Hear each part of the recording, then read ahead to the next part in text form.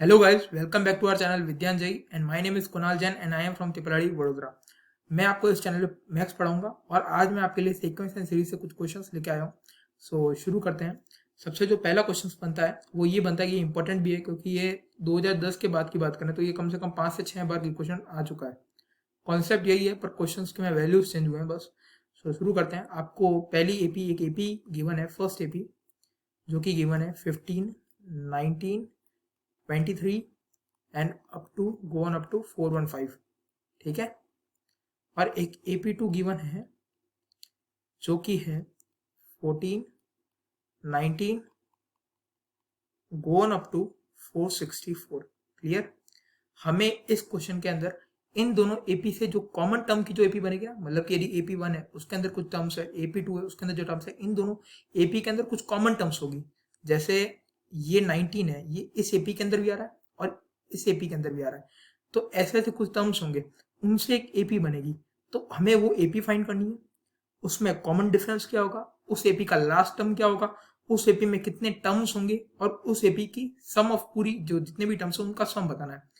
हम शुरू करते हैं। One second. हाँ, सबसे पहले मैं आपको बता देता हूँ। सबसे पहले हमें कॉमन डिफरेंस निकालना पड़ेगा। कॉमन डिफरेंस के बाद फर्स्ट टर्म तो हम निकाल ही देंगे क्योंकि पहली टर्म आपको यहीं से दिख रही है। कॉमन क्या है? 19। इट मीन जो कॉमन डिफरेंस कॉमन टर्म्स के जो एपी बनेगी ना, उसका जो पहला टर्म है वो 19 है। अब बात आती है सर डी क्या होगा। डी निकालने के लिए डी की निकालने की ट्रिक होती है। डी होता है LCM of D1 and D2। D1 है common difference of first AP and D2 है common difference of second AP. तो इस केस में एलसीएम ऑफ 4 5 हो जाएगा क्योंकि ये जो पहली एपी ना इसका कॉमन डिफरेंस है 4 और जो दूसरी एपी है इसका कॉमन डिफरेंस है 5। क्लियर। तो एलसीएम ऑफ 4 एंड 5 आपको पता ही क्या होगा, 20। इट मीन इसका मतलब क्या हुआ कि जो कॉमन टर्म से जो एपी बनेगी उसका कॉमन डिफरेंस क्या होगा, 20। मतलब कि या ये हमारी ए की वैल्यू थी, ये हमें डी मिल गया अपना। यदि हमें किसी टर्म में ए पता हो डी पता हो तो हम वो सीक्वेंस तो लिख ही सकते हैं। तो यही हम करेंगे। तो जो कॉमन टर्म से जो एपी बनेगी वो बनेगी 19, 19 plus 20, 19 plus 2 times 20 and so on. ठीक है। अब बात आती है कि सर लास्ट टर्म क्या होगी। लास्ट टर्म कुछ भी हो पर वो 415 से कम होगी। इसका रीजन ये होगा क्योंकि यदि वो 415 से ज्यादा हो गई तो वो पहली एपी में तो आएगी नहीं, तो कॉमन टर्म तो निकलने का सवाल ही नहीं उठा। इसका मतलब ये हुआ कि जो भी कॉमन टर्म आएगा वो 415 से कम होगा। तो हम पहले ए एन का फॉर्मूला आपको पता ही होगा। ए एन का फॉर्मूला होगा a plus n minus one into d. ये अब याद रखें, मैं आपको कंसेप्ट है ना ऐसे ही बताता रहूंगा क्वेश्चन के बीच में। ठीक है। तो ए एन यानी होता है कोई भी nth टर्म। तो कोई भी nth टर्म, ए आपको पता है 19 प्लस एन माइनस वन और कॉमन डिफरेंस है 20। ये कोई भी कॉमन टर्म जो इसकी टर्म होगी ना, ये 415 से कम होनी चाहिए, बराबर हो जाए, चलेगा, कोई दिक्कत नहीं। तो इसको जब आगे सॉल्व करेंगे ना तो हम ये मिलेगा n minus one multiply by 20 is less than equal to 415 minus 19। और जब आप इसको सब्ट्रैक्ट करेंगे ना तो आपको मिलेगा 396। तो n minus one is less than equal to 396 divide by 20। और जब आप इसको सॉल्व करेंगे ना तो 119.8 प्लस 1। इसका मतलब ये हुआ कि हमें n मिला है और n आपको पता होगा एक पॉजिटिव इंटीजर होना चाहिए। तो n यदि पॉजिटिव इंटीजर होना चाहिए तो इसका मतलब ये बैठता है कि हमारा n होगा 20। बस क्वेश्चन इधर ही खत्म हो जाता है। अब मैं आपको नेक्स्ट स्लाइड पे लेके जाता हूँ, मतलब कि आपको यहाँ हमारा पहली टर्म थी 19, कॉमन डिफरेंस निकला 20, टोटल नंबर ऑफ टर्म्स उस एपी के अंदर है 20। इतना सब मिल गया, मतलब क्वेश्चन हो चुका है। पहला मैंने आपको क्वेश्चन बताया था, क्वेश्चन पूछा था हमें कॉमन डिफरेंस बताना है जो नई एपी बनेगी, कॉमन डिफरेंस। तो ये कॉमन डिफरेंस आ गया इस क्वेश्चन से 20। क्लियर। सेकंड मैंने आपको पूछा था last term of new AP, last term of new AP. तो पहले हम वो एपी लिख देते हैं। 19, 19 प्लस 20, 19 प्लस 2 टाइम्स 20 एंड ये होगा अप टू 20 टर्म्स, ठीक है। अब A20 आपको निकालना आता है, मैंने आपको फॉर्मूला बताया, a n equal to a plus n minus one into d, 19 plus 20 minus one multiply with 20। ये जब आप सॉल्व करेंगे तो आपको मिलेगा 19 1 प्लस 19 मल्टीप्लाई बाय 20। ये जब आप सॉल्व करेंगे तो आपको मिलेगा 19 मल्टीप्लाई बाय 21। 19 इंटू 21 जब आप करेंगे तो आपको आंसर मिलेगा 399। क्लियर। तो इससे हमारा ये सेकंड क्वेश्चन का भी आंसर आ गया, last term of the new AP जो कि है 399। क्लियर। अब एक सेकंड पहले, हाँ अब मैं आपको बताता हूं, जो नई एपी बनी है ना उसमें नंबर ऑफ टर्म्स कितने होंगे। नंबर ऑफ टर्म्स होगी 20, क्योंकि हमने मैक्सिमम A20 तक ही निकाल सकते हैं, क्योंकि उसके बाद वो कॉमन टर्म्स नहीं मिलेगी दोनों एपी के अंदर, तो नंबर ऑफ टर्म्स आ गए 20। और लास्ट क्वेश्चन है, जो आपकी न्यू एपी बनी है उसमें सम ऑफ एपी, मतलब जो आपकी नई एपी बनी है ना कॉमन टर्म से, उसका सम बताना है। तो सम का जो फॉर्मूला होता है ना, पहले वो आपको बता देता हूं, n/2 a plus a n. Clear. यह फॉर्मूला हमेशा याद रखें। क्लियर। तो हम इसमें वैल्यू डालते हैं 20 डिवाइडेड बाई 2, फर्स्ट टर्म है 19 और लास्ट टर्म है 399। जब आप इसको सॉल्व करेंगे तो आपको मिलेगा 10 मल्टीप्लाई बाय 418, जो कि होगा 4180। क्लियर। और इस क्वेश्चन में इसके अलावा आपको कुछ नहीं पूछ सकता एग्जामिनर, मतलब कि इस तरीके का क्वेश्चन आएगा ना, ये दो एपी गिवन है उसमें कॉमन टर्म्स कितने बनेंगे, कॉमन टर्म से बनने वाली एपी, ऐसा कभी भी कोई क्वेश्चन आएगा तो मैक्सिमम टू मैक्सिमम ये ऐसे तरीके के 4 क्वेश्चन नहीं पूछ सकता, उसके अलावा कोई क्वेश्चन नहीं पूछेगा, ये गारंटीड है। ठीक है ना। अब मैं आपको एक और क्वेश्चन करता हूं।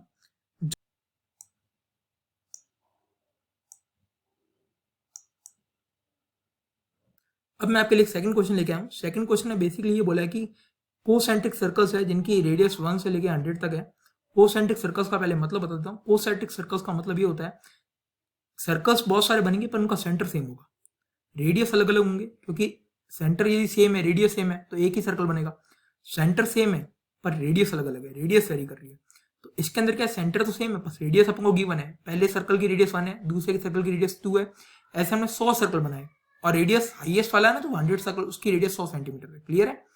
और इन्होंने क्या किया, हर सर्कल में थोड़ा बहुत कलर किया, जैसे पहला सर्कल उसमें रेड, दूसरे वाले में जो आउटर वाली बाउंड्री उसमें ग्रीन, फिर तीसरे में रेड, ऐसे अल्टरनेटली रेड ग्रीन कलर चल रहा है। ठीक है। तो हमें क्या करना है, जो ग्रीन जितना भी रीजन है ना उसका एरिया बताना हमें। क्लियर हुआ आपको। जितना भी जो ग्रीन रीजन है ना उसका एरिया आपको बताना है। तो हम पहले फिगर को देखते हैं। फिगर के अंदर मैं आपको बताता हूँ, ये जो ग्रीन रीजन है ना, ये सेकंड सर्कल और फर्स्ट सर्कल वाला, इसको हम पहले फाइंड करते हैं, फिर अपन आगे देखेंगे कैसे करना है प्रोसीड। तो देखो मैं इस क्वेश्चन को ऐसे देखता हूँ, जो पहला जो ग्रीन रीजन निकलेगा ना वो होगा area of second circle minus area of first circle. Clear. जो पहला ग्रीन रीजन लिख रहा है आपको, ये वाला है ना, वो आप फिगर में देखें एक बार। ठीक है ना। तो area of second circle, area of circle आपको पता ही है पाई आर स्क्वायर, तो यहाँ पाई इंटू 2 का स्क्वायर माइनस पाई इंटू 1 का स्क्वायर, एंड ये आपको देगा पाई 2 माइनस 1 मल्टीप्लाई बाई 2 प्लस 1। मैं चाहता हूँ सीधा डायरेक्टली लिख सकता 3 पाई, बट आपको ये लिखने का पीछे एक रीजन होगा जो आपको क्वेश्चन के अभी पता चलेगा। सेकंड जो कॉमन रीजन है ना वो ये वाला है, फिगर के अंदर आप देखते आपको पता चल जाएगा कौन किसकी मैं बात कर रहा हूँ। हाँ, इसका जो एरिया निकलेगा ना वो निकलेगा area of fourth circle minus area of third circle. Clear हुआ आपको। तो एरिया ऑफ फोर्थ सर्कल क्या होगा, पाई multiply by 4 square minus pi multiply by 3 square. इसको भी मैं ऐसे लिखूंगा ए स्क्वायर माइनस बी, यहाँ मैं a square minus b square property use कर रहा हूँ जिसका फॉर्मूला होता है a minus b multiply by a plus b. तो यहाँ होगा 4 माइनस 3 मल्टीप्लाई विथ 4 प्लस 3। एक सेकंड में आपको न्यू स्लाइड पे लेके जाता हूँ। जब आप ऐसे ऐसे देख रहे हो तो आपको एक सीक्वेंस दिख रही होगी जो मतलब आपको विजुअलाइज करनी पड़ेगी। Pi into 2 minus 1 multiply by 2 plus 1 plus pi multiply by 4 minus 3 multiply by 4 plus 3, और ये कहाँ तक जाएगा, पाई multiply by 100 minus 99 multiply with 100 plus 99। Clear हुआ आपको? अब आप इसको ध्यान से देखें, पाई इंटू 2 - 1 1, तो 2 + 1 3, पाई इन 4 - 3 1, 4 + 3 7, और ये जब आगे आगे आप निकालते रहेंगे ना तो आपको यहाँ आके आखिर में आपको दिखेगा 100 - 99 1 आएगा और 100 + 99 199। अब आप ध्यान से देखें, पाई 3 + 7 + 11, और ये ना आपको 199 तक निकालना है सम, और आप इसको ध्यान से देखेंगे ना तो आपको एपी दिखेगी, ये कॉम इन दोनों का डिफरेंस 4, इन दोनों का डिफरेंस 4, और लास्ट टर्म आपको 199 गिवन है। और सम ऑफ एपी का मैंने आपको फॉर्मूला बताया था अभी लास्ट क्वेश्चन के अंदर ही, SN = n/2 a + an। इसका मैं एक और बता देता हूँ, इसको अपन ऐसे भी लिख सकते हैं n/2 a+, और an का फॉर्मूला आपको मैंने बताया हुआ a + n - 1 multiply with d। Clear? और इसको जब आप लिखेंगे तो लिखेंगे n/2 2a + n - 1 multiply with d। Clear? ये भी एक फॉर्मूला होता है और ये फॉर्मूला होता है, इन दोनों के अलावा सम ऑफ एपी का कोई फॉर्मूला नहीं होता है। क्लियर? अब दिक्कत ये आती है कि बच्चों को सर फॉर्मूला कब कौन सा लगाएं, तो मैं इसको एक बता देता हूँ आपको। यदि पहली टर्म गिवन है और आखिरी टर्म गिवन है उस एपी की, तो आप फर्स्ट वाला यानी n/2 a + n वाला फॉर्मूला लगाएं। क्लियर हुआ? और यदि आपको पहली टर्म गिवन है बट लास्ट टर्म गिवन नहीं है, तो आपको ये फॉर्मूला लगाना है n/2 2a + n - 1d। इन दोनों फॉर्मूले के अंदर आपको एक चीज कॉमन दिखेगी, हमें यदि सम ऑफ एपी निकालनी है तो हमें कितने टर्म्स है वो हमें पता होना चाहिए पहले से ही। तो हम पहले वो निकालते हैं कि n कितना है, तो 199 = 3 + n - 1 मल्टीप्लाई विथ 4। ये कौन सा फॉर्मूला लगा दिया? ये मैंने यहाँ फॉर्मूला लगाया है an = a + n - 1 multiply by d। Clear हुआ आपको फॉर्मूला? ये मैंने बता चुका हूँ पिछले क्वेश्चन के अंदर ही। तो 196 / 4 = n - 1, ये आपको देगा 49 = n - 1। तो यहां से आपको n मिलेगा 50, मतलब कि ये जो एपी बनी है इसके अंदर टोटल टर्म्स है 50। क्लियर हुआ आपको? अब जो एपी बनी थी अपन की, उस एपी के अंदर आपको एक चीज याद रखनी है, जो एपी बनी थी वो थी पाई 3 + 7 + 199। क्लियर हुआ आपको? अब यहां अपन को ए गिवन है 3, नंबर ऑफ टर्म्स यानी n गिवन है 50, कॉमन डिफरेंस d गिवन है 4, a 50 यानी लास्ट टर्म 199। तो हमें क्या निकालना है? सम ऑफ एपी SN। SN का फॉर्मूला बताया था n/2 a + an। यहां वैल्यूज पुट करेंगे, n की वैल्यू 50 / 2, a यानी पहली टर्म, an यानी लास्ट टर्म यानी 199। क्लियर हुआ? 50 / 2, 119 + 3 यानी 202, 101, यानी इसको जब आप सॉल्व करेंगे तो आपको मिलेगा 5050। क्लियर हुआ? अब आपको मैं उस फॉर्मूले से भी का बता देता हूं, कोई दिक्कत नहीं है। जैसे S1 का फॉर्मूला होता है n/2 2a + n - 1d। ये सेकंड फॉर्मूला था, इससे भी आपको बता दो आंसर सेम ही आएगा। तो भी 50 / 2, क्योंकि n की वैल्यू यहाँ 50 है, ठीक है। और यहाँ लिखेंगे 2, a की वैल्यू 3 + 50 - 1 d यानी 4। क्लियर हुआ? यहाँ लिखेंगे 50 / 2 6 + 196, 50 / 2 202, और जब आप इसको सॉल्व करेंगे तो भी आपको 5050 ही मिलेगा। इसका मतलब दोनों फॉर्मूले सेम ही है और दोनों से सेम ही आंसर आएगा। क्लियर? तो इसी के साथ हमारा सेकंड क्वेश्चन भी कंप्लीट होता है। तो आज हमने बेसिकली 2 क्वेश्चन कवर किया और 2 क्वेश्चन है बेसिकली लगभग जितना हो सके ना इंपॉर्टेंट कंसेप्ट है वो मैंने 2 क्वेश्चन में लाने की कोशिश की है। तो होपफुली आप आगे वाली वीडियो में बने रहें, आगे भी हम सीक्वेंस एंड सीरीज से कुछ कंसेप्ट और डिस्कस करेंगे। So thanks for watching this video.